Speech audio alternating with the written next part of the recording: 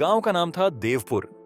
एक छोटा सा मगर खुशहाल गांव, जहां लोग अपने छोटे छोटे खेतों में मेहनत करते थे और साधारण जीवन जीते थे।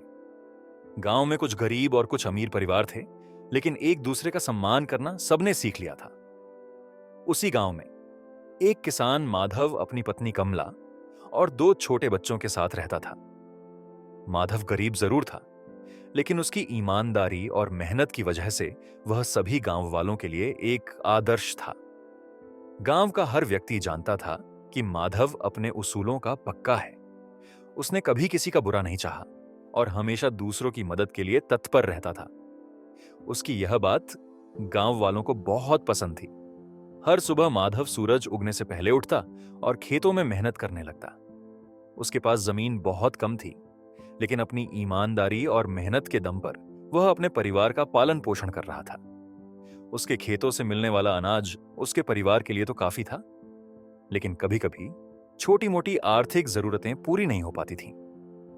माधव के जीवन का एक ही सपना था, अपने बच्चों के लिए एक अच्छा भविष्य बनाना। वह चाहता था कि उसके बच्चे अच्छे से पढ़ें और जिंदगी में कुछ बन सकें, ताकि उन्हें उसके जैसे कठिनाइयों का सामना न करना पड़े। गांव में एक जमींदार ठाकुर भैरव सिंह भी था, जिसकी हैसियत और दबदबा गांव में सबसे ज्यादा था। ठाकुर के पास बहुत सारी जमीनें थीं और उसे अपने पैसे और ताकत पर बड़ा घमंड था। ठाकुर हमेशा चाहता था कि गांव के लोग उसकी इज्जत करें और उसके आदेश का पालन करें। ठाकुर का लालच कभी खत्म नहीं होता था। उसकी नजर गांव के सभी गरीब किसानों की जमीन पर रहती थी। वह चाहता था कि जैसे तैसे इन किसानों की जमीन हड़प कर अपनी जमीन का क्षेत्रफल बढ़ा सके। ठाकुर ने कई बार माधव से उसकी जमीन बेचने के लिए दबाव बनाया, पर माधव हर बार मना कर देता था। ठाकुर को माधव की यह हिम्मत बुरी लगती थी।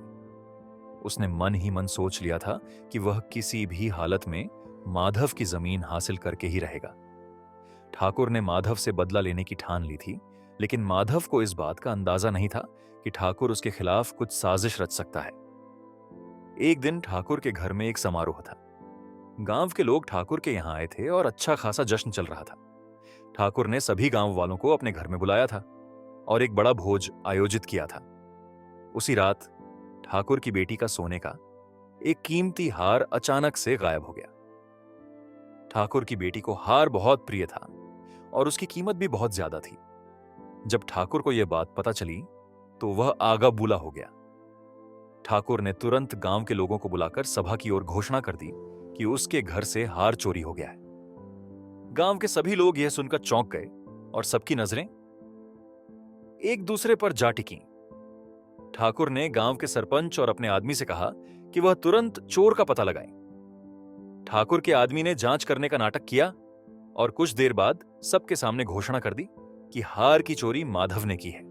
गांव वालों को यह सुनकर धक्का लगा।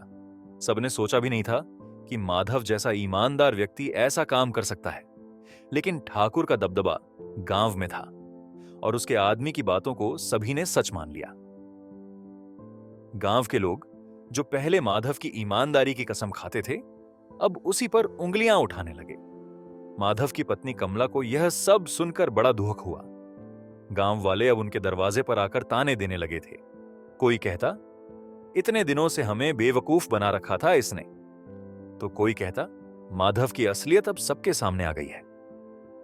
माधव ने बार बार कहा कि वह निर्दोष है, पर उसकी बात कोई सुनने को तैयार नहीं था। उसकी पत्नी कमला भी गांव वालों की बातों से तंग आ चुकी थी। उसका मन ही मन टूट गया था और उसके चेहरे पर हर समय उदासी छाई रहती थी।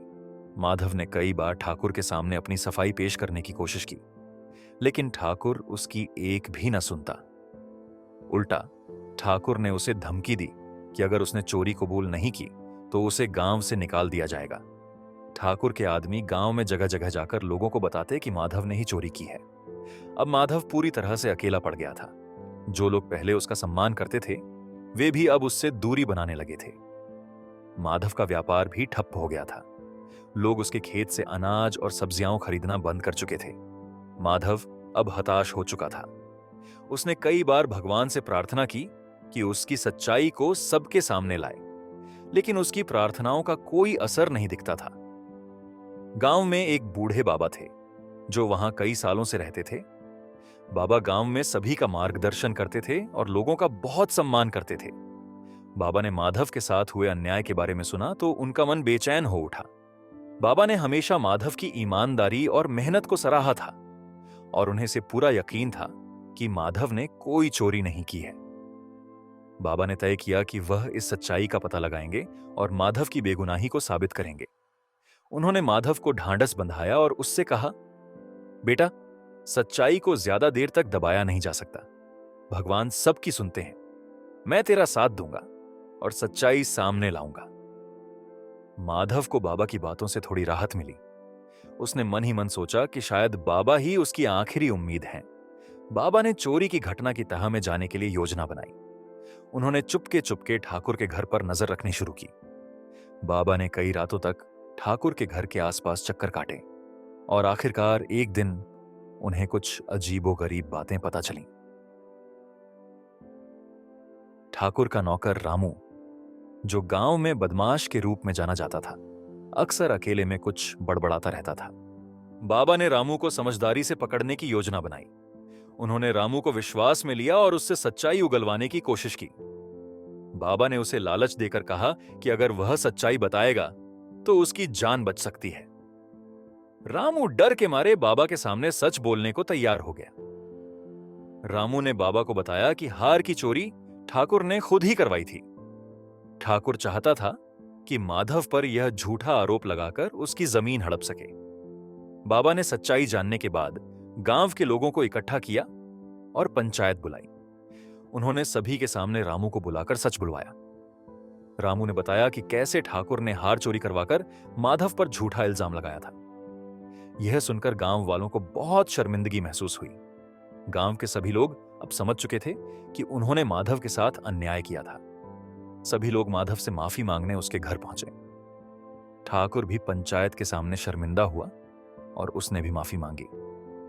माधव की ईमानदारी की जीत हुई। गांव के लोगों ने उसे और उसके परिवार को वापस उसी इज्जत से स्वीकार किया।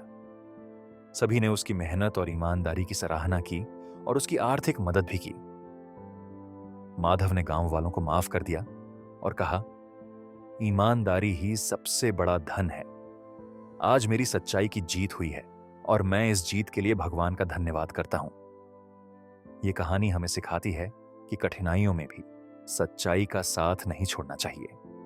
ईमानदारी की हमेशा जीत होती है, भले ही समय कितना भी कठिन क्यों ना हो। यह थी आज की कहानी। इस कहानी के बारे में आपकी क्या राय थी, ये कमेंट बॉक्स में जरूर बताइए। अगर आपको कहानी पसंद आई हो तो वीडियो को लाइक करें और हमारी चैनल को सब्सक्राइब करें।